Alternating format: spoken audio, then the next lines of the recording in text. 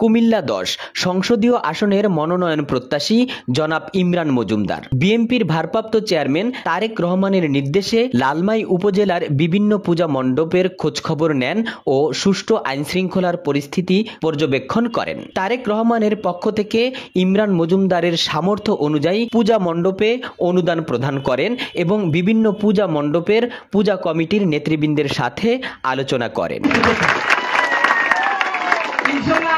নির্বাচন অতি শীঘ্রই সবাই আমরা চাই, যেহেতু আমাদের দেশটা তারেক রহমান দেশনেত্রী খালেদা জিয়া আছেন, বিএনপি মনোনীত, আমাদের আপনাদের কাছে একটু চাওয়া আর কি, আমাদের তাদের শীষে যেহেতু আগামী ফেব্রুয়ারিতে নির্বাচন, একটু অবশ্যই ভোটও দিবেন, তার সাথে সাথে ইমরান মজুমদার বলেন, আগামীর দেশ হবে হিন্দু, মুসলিম, বৌদ্ধ, খ্রিস্টান সহ অন্যান্য সকল ধর্মের বাংলাদেশ। আমাদের মনে রাখতে হবে আমরা সবাই মানুষ, মানুষের মধ্যে কোনো ভেদাভেদ থাকা উচিত নয়। আগামী নির্বাচনে দানের শীষ প্রতীকে ভোট দেওয়ার আহ্বান জানান ইমরান মজুমদার। এ সময়ে ইমরান মজুমদার আরও বলেন, আপনাদের পাশে থাকার সুযোগ চাই, অত্র এলাকার জনগণের সেবা করার সুযোগ চাই।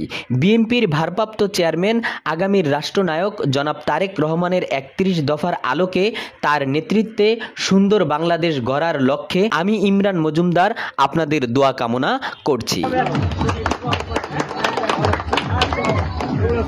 সারা বাংলাদেশে আপনারা যে শারদীয় দুর্গোৎসব পালন হচ্ছে, দেশনায়ক তারেক রহমানের নির্দেশ, সারা বাংলাদেশে আমাদের ছাত্রদল বলেন, যুবদল বলেন, স্বেচ্ছাসেবক দল বলেন, সবাই কিন্তু কঠোর নিরাপত্তার দায়িত্বে আছে সারা বাংলাদেশে। আপনারা খবর নিয়ে দেখেন, অবশ্যই আপনাদের কাছে নিউজ আছে, যেটা আপনাদের সংগঠন আছে সারা দেশে। আমরা ছোট মানুষ হিসেবে এতটুকু বলতে পারি, নিজের যে সামর্থ্য অনুযায়ী সবকিছু আগামী দিনেও আপনাদের সাথে থাকতে চাই।